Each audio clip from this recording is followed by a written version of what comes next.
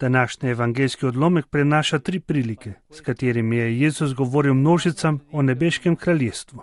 S temi besedami je papež Frančišek začel popoldanski nagovor z okna apostolske palače na trgu svetega Petra na današnjo 16. nedeljo med letom.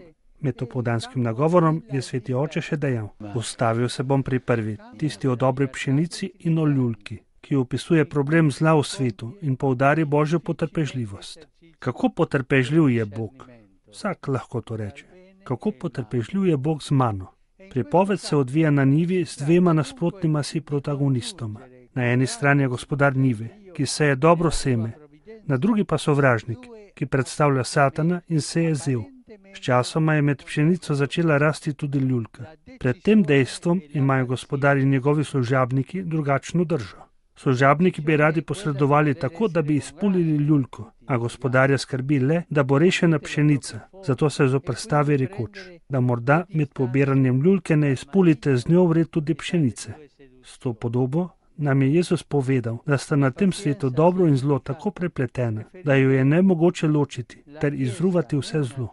Samo Bog to lahko stori in bo to storil med poslednjo sodbo.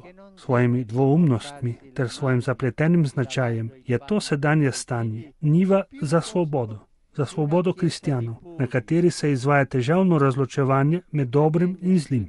Gospod, ki je odčlovečena modrost, nam danes pomaga razumeti, da dobrega in zla ne moremo poistovetiti z določenimi področji ali z določenimi skupinami ljudi. Ti so dobri, ti so zli. Pove nam namreč, da meja med dobrim in zlim gre skozi srce vsakega človeka, gre skozi srce vsakega od nas. Vsi smo grešniki. Mi prihaja hotenje, da bi vas vprašal, kdor ni grešnik, ne dvigne roko. Vsi smo grešniki.